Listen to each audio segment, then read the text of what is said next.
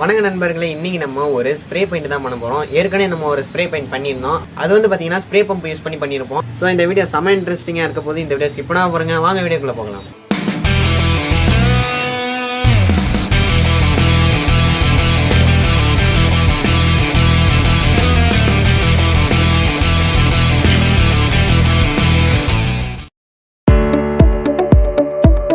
இது செய்யறதுக்கு வந்து பார்த்தீங்கன்னா இந்த மாதிரி ஒரு ஜூஸ் கேன் தேவைப்படும். நீங்கள் ஜூஸ் கேன் எடுத்தால் தான் கரெக்டாக இருக்கும். சாதாரண வாட்டர் கேன் எடுத்தீங்கன்னா அது கரெக்டாக வராது. இந்த மாதிரி ஜூஸ் கேன் எடுத்துக்கோங்க. அடுத்து இந்த மாதிரி ஒரு காலியான சென்ட் பாட்டில் வேணும். இதுதான் நமக்கு தேவைப்படும், முக்கியமான தேவைப்படுற பொருள். அடுத்து வந்து பார்த்தீங்கன்னா ஒரு பைக் மவுத்து தேவைப்படும். சில சமயம் வந்து பார்த்தீங்கன்னா இந்த போல்ட்டு தரமாட்டாங்க, நீங்கள் எது முக்கியமாக கேட்டு வாங்கிக்கோங்க.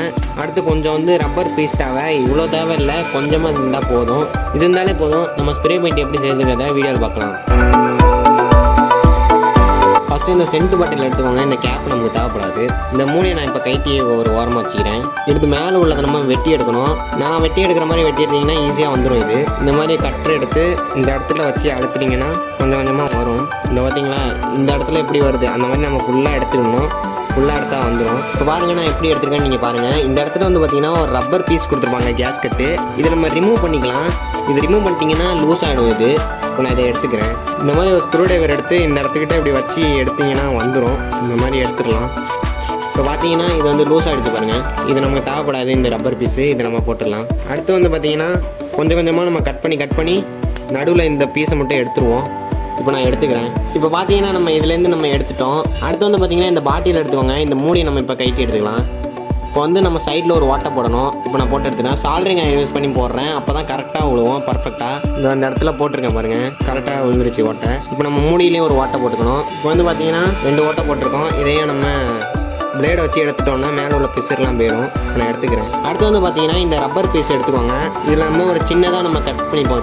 இப்போ நான் இது நடுவில் வந்து ஓட்டை போட போகிறேன். இந்த பஞ்சு மிஷின் வச்சு போடுறேன். அப்போ தான் ஓட்டை வந்து சர்க்கிளாக விடும், கரெக்டாக இருக்கும்.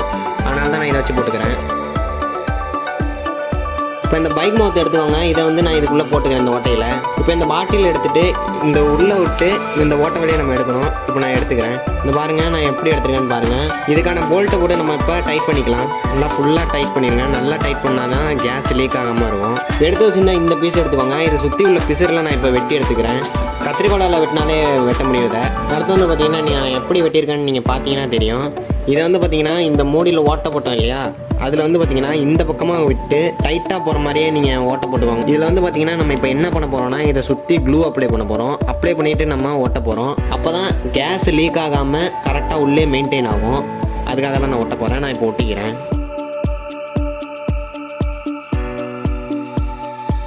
நல்லா டைட்டாக அழுத்தி விடுங்க. அப்போ தான் கேஸ் வந்து லீக் ஆகாமல் இருக்கும். இப்போ வந்து பார்த்தீங்கன்னா நம்ம மூடியை மூடணும்னு வச்சுக்கோங்களேன். டியூபை வந்து சின்னதாக தான் இருக்குது. அதனால் டியூபை கொஞ்சம் பெருசாக்கிறதுக்கு இன்னும் கொஞ்சம் டியூபை நான் இது கூட ஜாயின் பண்ணிக்க போகிறேன். இந்த மாதிரி எக்ஸ்ட்ரா டியூப் எடுத்து ஜாயின் பண்ணிக்கிறேன். நீங்கள் இல்லைனா ரீஃபில் கூட யூஸ் பண்ணிக்கோங்க. இப்போ மூணுனீங்கன்னா கரெக்டாக இருக்குது. இதுக்கு வந்து பார்த்தீங்கன்னா நம்ம எம்சில் தேவைப்படாது. ஏன்னா நம்ம க்ளூகன் போட்டு நம்ம இந்த இடத்துல ஒட்டியிருக்கோம். அதனால் கேஸ் லீக் ஆகாமல் தான் இருக்கும்.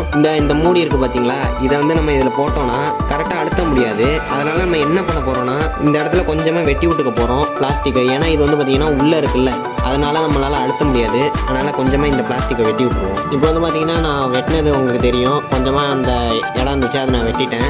இப்போ நம்ம இதில் போட்டோன்னா கரெக்டாக நம்மளால் ஸ்ப்ரே பண்ணுறதுக்கு அழுத்த முடியும். இப்போ இதுலேருந்து பார்த்தீங்கன்னா நம்ம தண்ணி ஃபில் பண்ணி காற்றடிச்சிப்போம். ஒரு 20 PSI கிட்ட வச்சுக்கிறேன். ரொம்ப அதிகமாக வைக்க வேண்டாம், 20 PSI கிட்ட வச்சுப்போம். இப்போ வந்து பார்த்தீங்கன்னா நான் வேறு மூடி மாட்டியிருக்கேன். அந்த மூடி வந்து பார்த்தீங்கன்னா கரெக்டாக ஒர்க் ஆகலை, அதில் வந்து லீக் ஆகுது. அதனால் நான் வேறு மூடி போட்டிருக்கேன். இப்போ இதில் லீக் இல்லை. அடுத்து வந்து பார்த்தீங்கன்னா நான் கொஞ்சம் தண்ணி ஊற்றிருக்கேன். இப்போ வந்து பார்த்தீங்கன்னா ஒரு 40 PSI கிட்ட இருக்குது. இப்போ நம்ம இதை வந்து கலத்திக்கலாம். இப்போ இது வேலை செய்தா என்னன்னு பார்ப்போம்.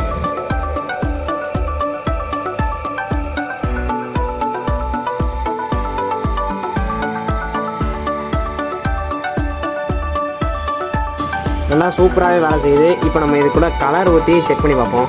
இப்போ வந்து பார்த்தீங்கன்னா நான் இதில் வாட்டர் கலர் கொஞ்சமாக ஃபில் பண்ணியிருக்கேன். நல்லா தண்ணியாக கரைச்சி எடுத்துக்கோங்க. அப்போ தான் வந்து நல்லா ஸ்ப்ரே ஆகும்.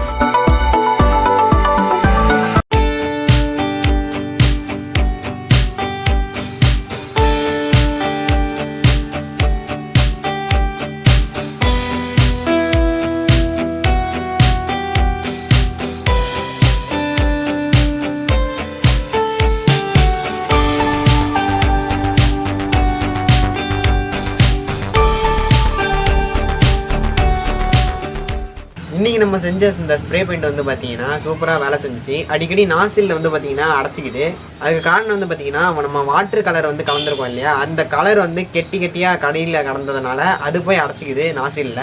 இந்த வீடியோ பிடிச்சதா லைக் பண்ணுங்கள், ஷேர் பண்ணுங்கள். மேலும் உங்கள் கருத்துக்களை கீழே கமெண்ட் பண்ணுங்கள். மேலும் இந்த மாதிரி இன்ட்ரெஸ்டிங்கான வீடியோஸுக்கு நம்ம சேனலில் சப்ஸ்கிரைப் செஞ்சுட்டு பக்கத்தில் இருக்க பெல் ஐகானை கிளிக் பண்ணிங்கன்னா நாங்கள் போகிற வீடியோஸ் உங்களுக்கு நோட்டிஃபிகேஷன் வரும். நீங்கள் பண்ண சின்ன சப்ஸ்கிரைப் எங்களுக்கு மோட்டிவேஷன் அமையும். ஸோ சப்ஸ்கிரைப் செஞ்சு நம்ம ஃபேமிலியில் வரும் மெம்பராக சேர்ந்துக்கோங்க.